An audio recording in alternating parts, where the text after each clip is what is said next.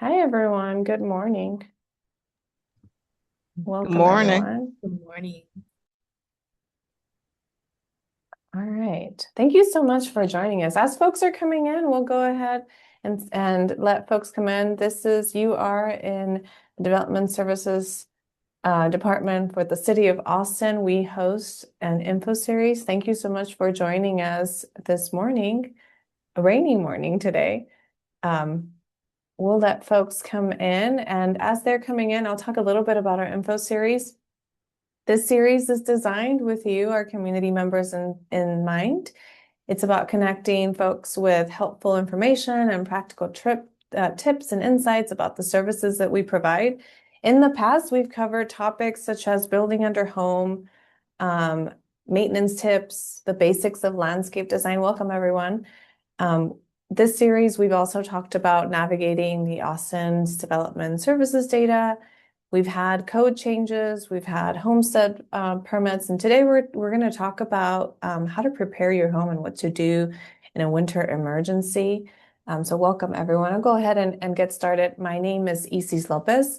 I am the engagement manager for Austin Development Services. Thank you so much for joining us. And as I mentioned, we started this series this year to talk about information that's helpful for our community from our subject matter experts. We also have practical tips and we have insights that we provide once a month.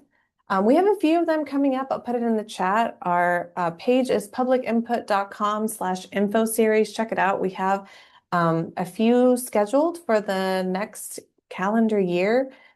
Coming up, we have property possibilities, a guide to what to do with your land. So say you have some property or your home, there's a lot of rules and information about what to do. And so it's kind of a beginner's guide on how to start on that. And then we have permit essentials, and it is what needs a permit and what's required and what's situational. And so make sure to check those out. We have those in our public input page. That's publicinput.com/info series. I'll go ahead and share it in the chat. We usually have a few subject matter experts and a few of our staff members from Austin Development Services, but we sometimes also have guest appearance from other departments as we work together with them. I'll also say that we have a copy of and recording of all of our previous sessions. So if you missed any of them, you can go back and listen to the recordings and listen to what our team has to say.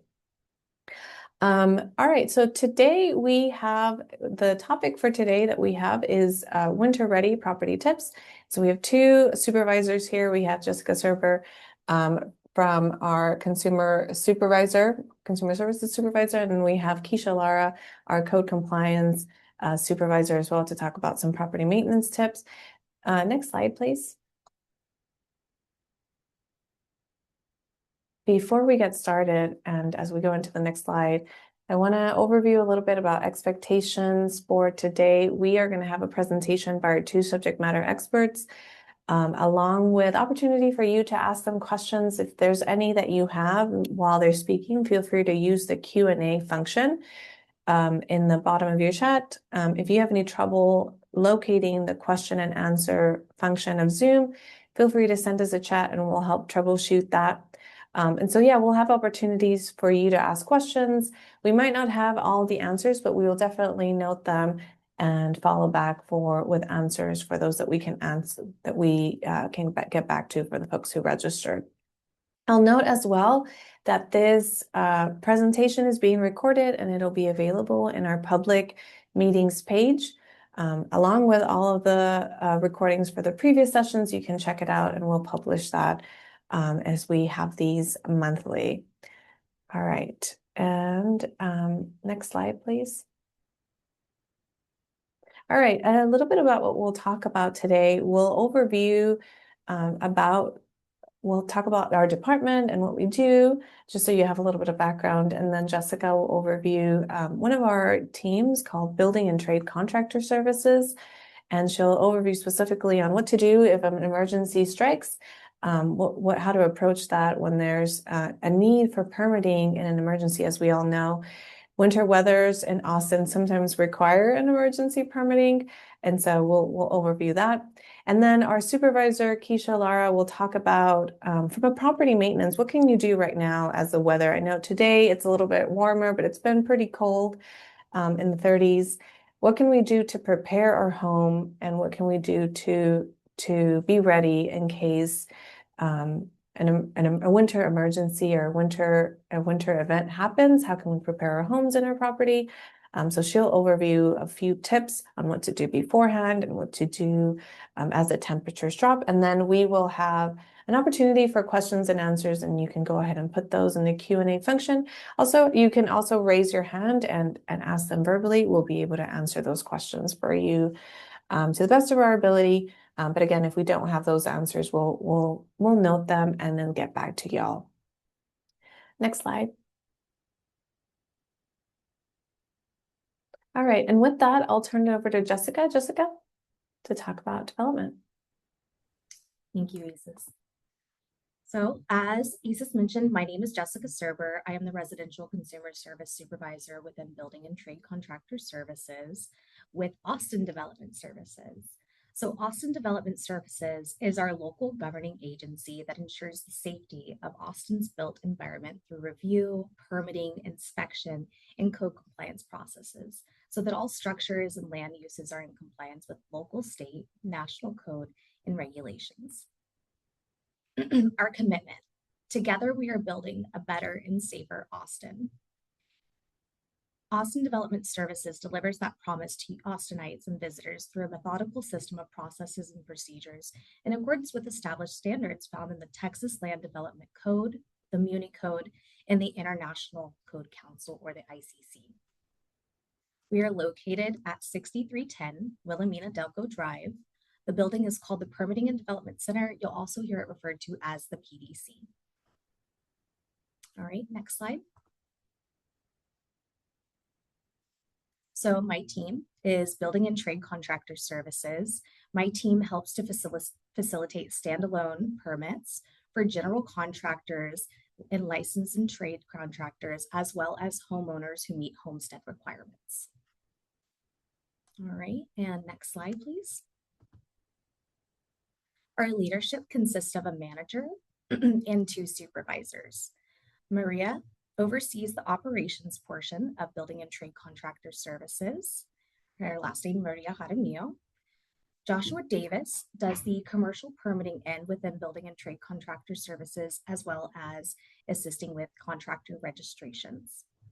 That's Joshua Davis. And I, again, Jessica Serber, I handle the residential permitting end of Building and Trade Contractor Services. Next slide, please. So a little bit about what we do. I do want to mention first and foremost that we do not handle any sort of review. So any sort of structural changes to residential or commercial is handled by another department, but my department does handle standalone permitting. So we help to regulate construction and renovation process in the city by providing essential services related to the building and trade contractor services activities. Sorry.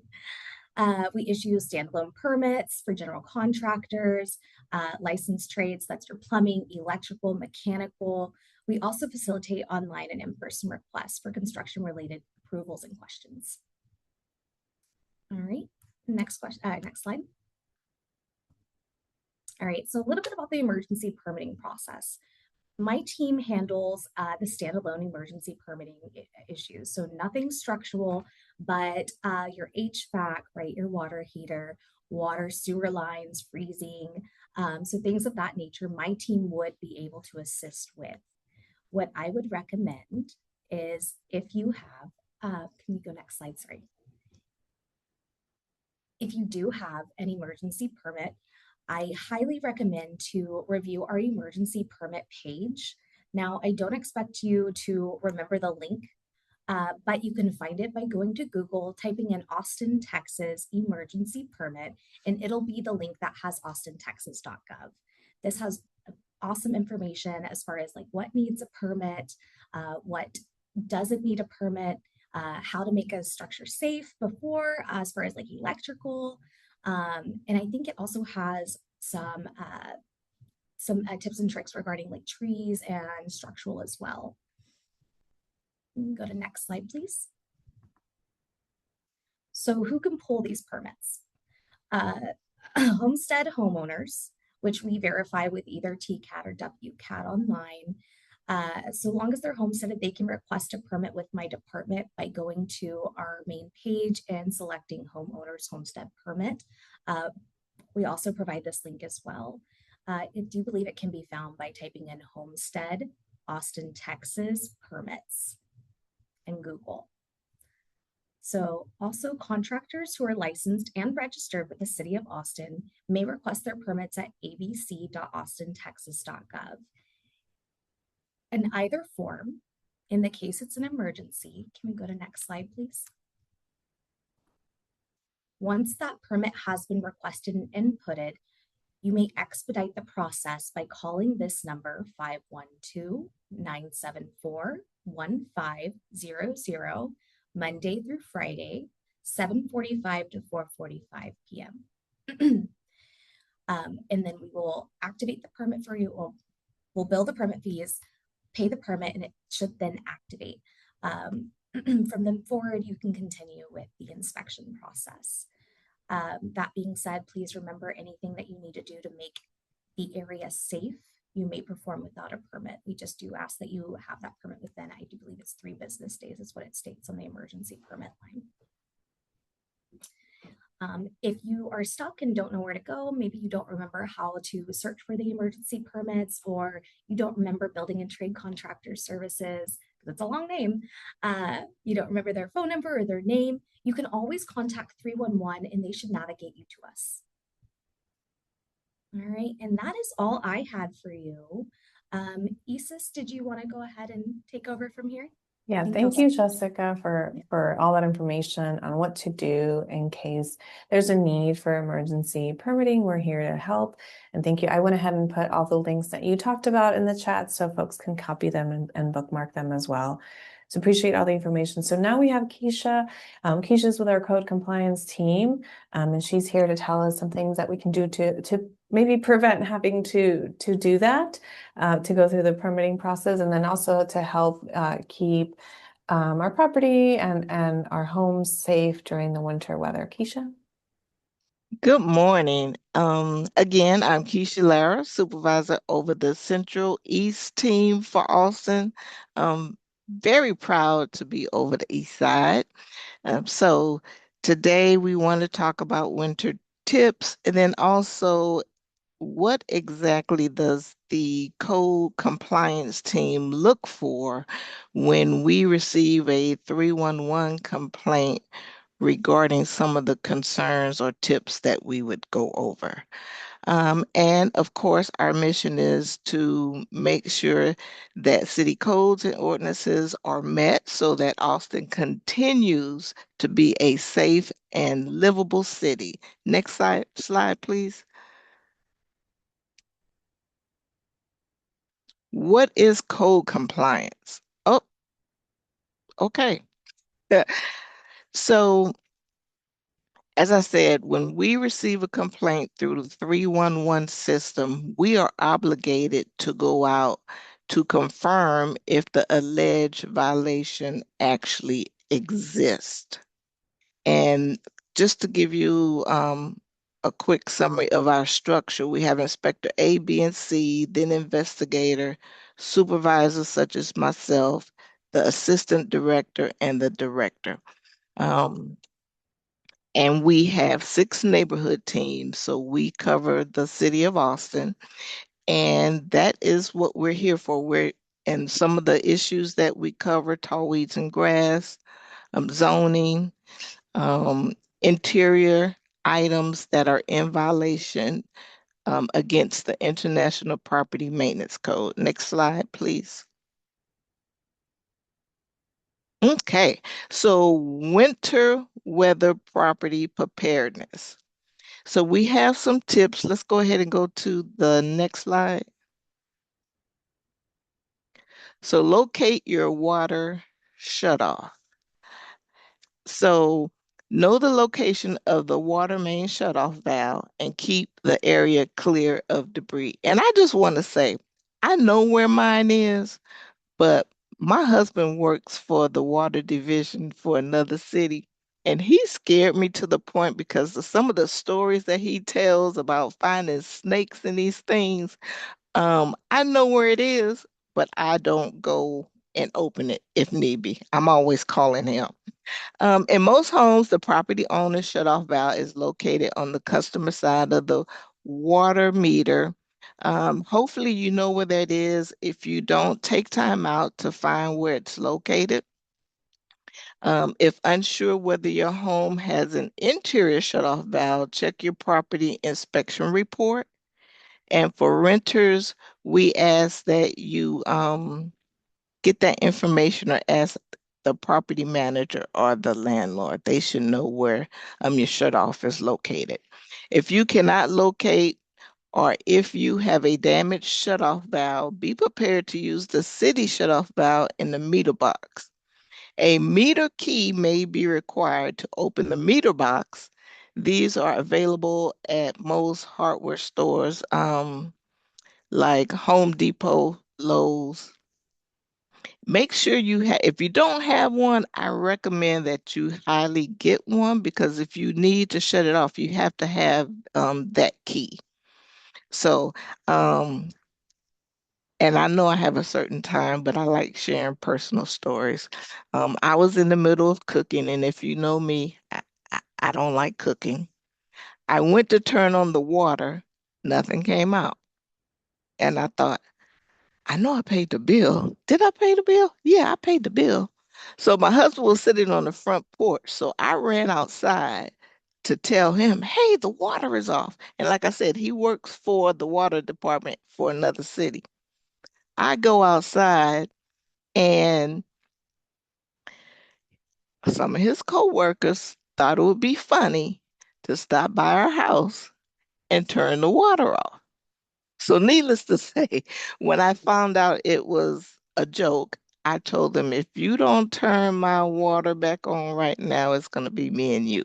So, I just like to share that story because anybody who has a key can open that lid and turn your water off. So, anyway, moving on. Next slide, please. How to shut your water off. This is a video, and if I understand correctly, Isis, do we have time to play it? If not, they will I, be able. I Okay, went ahead and shared it in the chat so folks can bookmark it. It's from okay, our partners at Austin Water. It shows how you can shut off your okay, water. And so go ahead and check it out later. okay. But before we go to the next slide, so see how he's opening that lid right there? I don't do that because my husband has scared me to death that when I open that, it might be something waiting for me. So, I know a lot of people that are not afraid of snakes, so just be careful when you open that because some of them, some of the boxes, some of the meters have the new digital meter on it, so you want to make sure you don't disturb the wires. Next slide, please.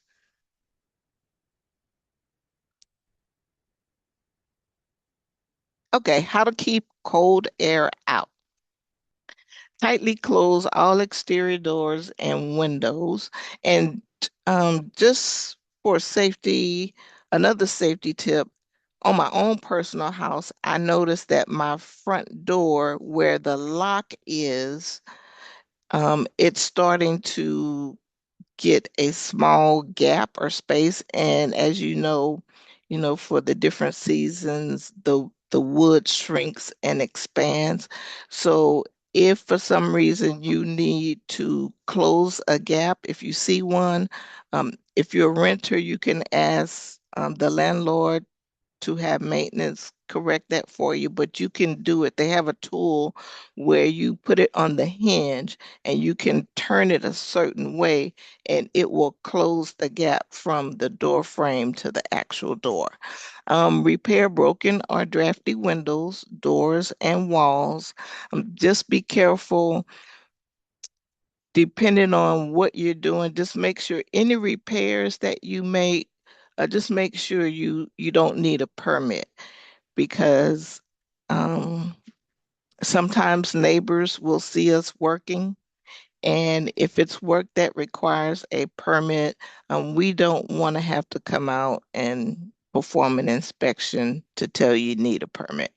And you can always call the intake or Austin Development Services to ask them and tell them exactly what you're doing so they can tell you whether you need a permit or not. Seal leaks and crawl spaces in basements. Winterize any unheated spaces.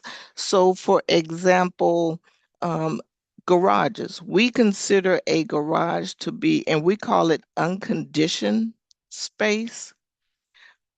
So, if you want to winterize your garage space, they have videos where you can watch those to find out how to winterize your garages. Keep garage doors closed during the freeze. That's kind of self-explanatory. Hopefully nobody would, unless you have to, keep your garage door open when it's freezing. Next slide, please. Protect protect exposed pipes and water heaters. So this is very important. And you have your water heaters, you have the spigot outside, and then you have your interior pipes. And you want to make sure that you protect those, insulate pipes in unheated or drafty areas, example, attic and garage. Review manufacturer recommendations for tanked and tankless water heaters. Use insulation products from hardware or plumbing supply stores to help prevent pipes from freezing. And so for the interior pipes, what I suggest or recommend and what I do is I open the cabinet doors under my sink, under the sinks in our bathrooms, so the warm air inside can give some sort of assistance into keeping those pipes warm. Next slide, please. Prepare outside space. So now this is the spigot. The styrofoam cup is covering up the spigot. So what you would need to do is remove your water hose, and then you can buy these at hardware stores. I saw them at Dollar Tree the other day. But you want to cover up yours. I call it spigot outside. And make sure you cover all spigots because most homes have one in the front, on the sides, and in the rear. Turn off outside faucets, remove all connected hoses, and wrap faucets with towels or a styrofoam insulator. Turn off and drain your automatic sprinkler systems. Next slide, please. Before leaving town, if you'll be away during potential freezing conditions, turn off water at the meter and set the temperature to at least 65. Usually when we go out of town during these months, we leave ours at 68. But make sure, don't forget to do that. Next slide, please. During freezing weather, 1 to 2 days. Protect indoor faucets. Like I said, open the cabinets and bathroom sinks to allow the warm air to circulate around the pipes. Drip only if needed. After the measures above are taken, drip one cold water faucet slowly if you anticipate your pipes may still freeze. Choose the faucet that is the greatest distance from your main shutoff valve. The water need not be a running trickle. Should you should you drip your faucet, capture the water for future use. And it's your best estimate because I struggle sometimes like, okay, well, what is really a slow drip versus a trickle? So just use your best judgment to have that slow drip so that the pipes won't freeze. And don't forget to open those cabinets. Next slide, please. During freezing weather, power outages. If you experience a power outage for more than 24 hours, stop dripping your faucet and turn off your water at the meter. Next slide, please. Smoke alarms and carbon monoxide detectors. Look outside for smoke alarms not hardwired. Look out for smoke alarms not hardwired with battery backup. Missing in bedrooms, not on every story, too close to bathroom doors, not tested. Check for carbon monoxide detectors, not hardwired, missing near bedrooms, missing inside bedrooms with fuel appliances not tested. So if you have a fuel appliance in your home, you need to have a carbon monoxide detector. And for your smoke alarms, there should be no smoke alarm directly, for example, in a hallway. If you have a bathroom that has a shower or a tub or both, you shouldn't have a smoke alarm on the wall directly across from that door. It should be either placed offset to the door opening to the bathroom that has a shower or a tub, or put it on the same wall as the bathroom. And every bedroom should have a smoke alarm. Next slide, please. And just another tip for smoke alarms. If you know that it's been more than 10 years, you may want to look at replacing those. Um, how to report a potential code violation. So you can dial 311 or 512-974-2000. We have the 311 mobile app, and of course, we have the online service request. Next slide. Okay, here's our Q&A. And we always say, just remember the 4 Ps, people, plants, pipes, and people, plants, pets, and pipes. You got So that right. if you can remember those 4, that would help you. And me, not being, I don't have a green thumb, so I always forget about the poor plants, but don't forget about the plants. And of course, with pets, we consider them, some of us consider them to be our babies, our children. Let's make sure that we protect them during the cold weather, winter months. So if you have any questions, we ask that you put them in the Q&A section. And there's Yeah. 2 ways to participate. So I am going to turn it back over to Isis. If you have any questions um, with what we talked about here today or anything government related to the city of Austin, please feel free to contact 311 or Isis, is it okay if I put my contact information in the chat? Absolutely. Okay. Yeah. Even though I'm over one area, Central East, I am a public servant at heart. If I don't know the information or the answer for you, I will definitely find out and get back to you. And thank you for attending today. We appreciate it. Thank you, Keisha, and thanks for all the information. And Keisha, just as a snippet of information, also, all of this information is both for homeowners, but also tenants. So tenants can also Yes. call Austin 311 as well, right? Yes. And we definitely don't want tenants to feel afraid to reach out to us because we all deserve a certain standard of living. And that is why we are here.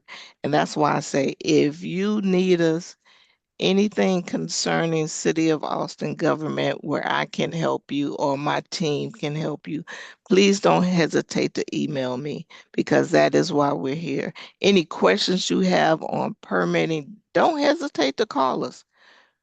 We are public servants. That's why we're here. And we're all one. Even though we have different departments and divisions, we're all one. We're all the city. And that is why we're here. Thank you, Keisha. Can we go to the next slide, please? So if as y'all are thinking of questions, one thing I'll say is that let us know how we did. If you want to go ahead and scan that QR code, it goes to a survey that lets us know. It has questions on whether you found this information helpful. And then again, check out our next sessions. We will overview land use, like what you can do, like how to get started, and then the very basics of what needs to permit and what kind of depends. We'll have that in February. January will be about our land use. So check those out at publicinfo.com/info series. We're excited to continue to bring these educational sessions to you once a month. We'll have folks like Jessica and Keisha talk about, the different topics that we have to offer in development. We're here to help, as Keisha said. I don't see any questions for today, so I'll go ahead and close the webinar. Appreciate everyone being here. Next slide, please. And I'll end it by saying that there's a lot of opportunities for you to continue learning about development and learning about the City of Austin. We do have our monthly newsletter.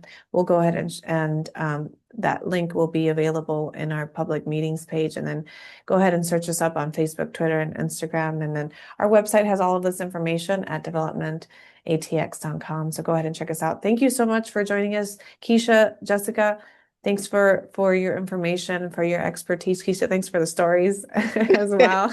And I just want to say one Go thing to ahead. our attendees today.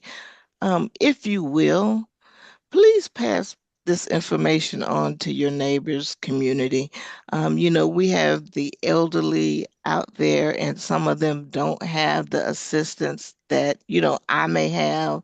Some of them don't have children, to come to their aid. If you belong to a HOA, please, or you have access to a newsletter, please share this information with them because we will be facing some cold days, and not a lot of them are tech savvy or have access to the internet where they can attend items like these. So please, I implore you to spread the word. Let's spread the word and share with our neighbors. Thank you. Absolutely. Keisha, that's a great way to end it. And with that, we'll go ahead and end it for everybody. Have a good rest of your day and stay safe out there. Thank you. Thank you. Thank you.